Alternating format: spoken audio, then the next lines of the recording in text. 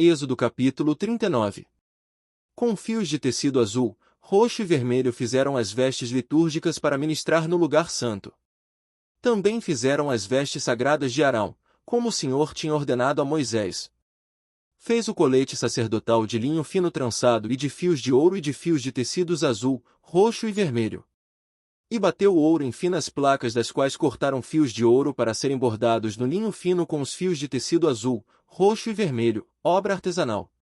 Fizeram as ombreiras para o colete sacerdotal, atadas às suas duas extremidades, para que pudessem ser amarradas. O cinturão e o colete por ele preso foram feitos da mesma peça. O cinturão também foi feito de linho fino trançado e de fios de ouro e de fios de tecido azul, roxo e vermelho, como o Senhor tinha ordenado a Moisés. Prenderam as pedras de ônix em filigranas de ouro e nelas gravaram os nomes dos filhos de Israel, como um lapidador grava um selo. Então as costuraram nas ombreiras do colete sacerdotal, como pedras memoriais para os filhos de Israel, como o Senhor tinha ordenado a Moisés. Fez o peitoral, trabalho artesanal, como o colete sacerdotal, de linho fino trançado, de fios de ouro e de fios de tecidos azul, roxo e vermelho. Era quadrado, com um palmo de comprimento e um palmo de largura, e dobrado em dois. Em seguida fixaram nele 4 fileiras de pedras preciosas. Na primeira fileira havia um rubi, um topázio e um berilo. Na segunda, uma turquesa, uma safira e um diamante. Na terceira, um jacinto, uma ágata e uma ametista. Na quarta, um crisólito, um ônix e um jaspe, todas fixadas em filigranas de ouro. Havia 12 pedras, uma para cada nome dos filhos de Israel, cada uma gravada como um lapidador grava um selo, com o nome de uma das 12 tribos. Para o peitoral fizeram correntes trançadas de ouro puro, como cordas.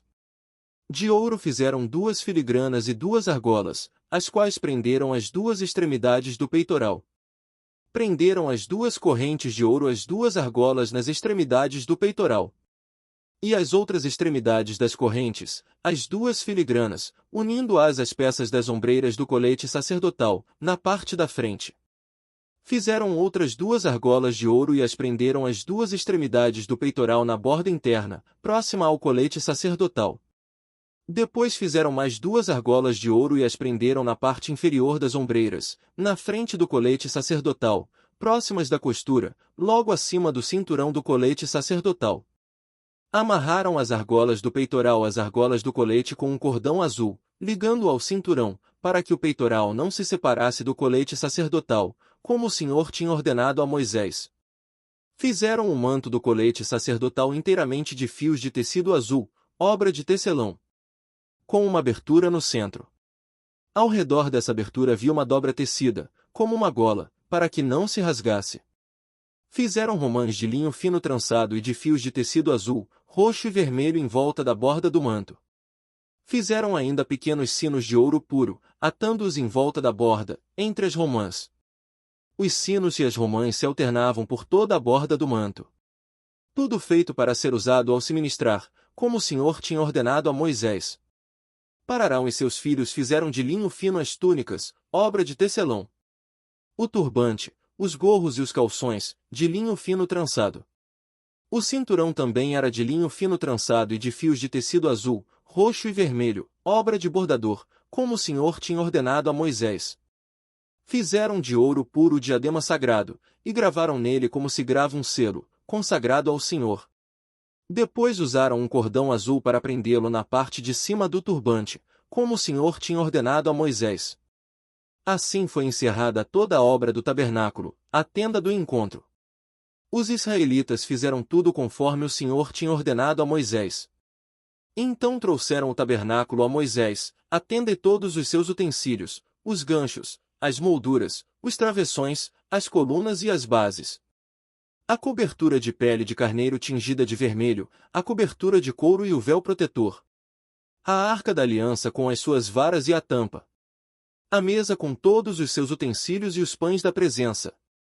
O candelabro de ouro puro com a sua fileira de lâmpadas e todos os seus utensílios e o óleo para iluminação. O altar de ouro, o óleo da unção, o incenso aromático e a cortina de entrada para a tenda. o altar de bronze com a sua grelha, as suas varas e todos os seus utensílios, a bacia e a sua base. As cortinas externas do pátio com as suas colunas e bases e a cortina para a entrada do pátio, as cordas e estacas da tenda do pátio, todos os utensílios para o tabernáculo, a tenda do encontro. E as vestes litúrgicas para ministrar no lugar santo, tanto as vestes sagradas para Arão, o sacerdote, como as vestes de seus filhos, para quando servissem como sacerdotes. Os israelitas fizeram todo o trabalho conforme o Senhor tinha ordenado a Moisés. Moisés inspecionou a obra e viu que tinham feito tudo como o Senhor tinha ordenado. Então Moisés os abençoou. Êxodo capítulo 40. Disse o Senhor a Moisés: Arme o tabernáculo, a tenda do encontro, no primeiro dia do primeiro mês. Coloque nele a arca da aliança e proteja-a com um véu. Traga a mesa e arrume sobre ela tudo o que lhe pertence. Depois traga o candelabro e coloque as suas lâmpadas. Põe o altar de ouro para o incenso diante da arca da aliança e pendure a cortina na entrada do tabernáculo. Coloque o altar dos holocaustos em frente da entrada do tabernáculo, da tenda do encontro. Põe a bacia entre a tenda do encontro e o altar, e encha-a de água. Arme ao seu redor o pátio e coloque a cortina na entrada do pátio. Unja com o óleo da unção o tabernáculo e tudo o que nele há, consagre-o juntamente com tudo o que lhe pertence, e ele será sagrado. Depois unja o altar dos holocaustos e todos os seus utensílios, consagre o altar, e ele será santíssimo. Unja também a bacia com a sua base e consagre-a. Traga Arão e seus filhos à entrada da tenda do encontro e mande-o se lavar. Vista depois Arão com as vestes sagradas, unja-o e consagre-o para que me sirva como sacerdote. Traga os filhos dele e vista-os com túnicas. Unja-os como você ungiu o pai deles, para que me sirvam como sacerdotes. A unção dele será para um sacerdócio perpétuo, geração após geração. Moisés fez tudo conforme o Senhor lhe havia ordenado. Assim, o tabernáculo foi armado no primeiro dia do primeiro mês do segundo ano. Moisés armou o tabernáculo, colocou as bases em seus lugares, armou as molduras, colocou as vigas e levantou as colunas.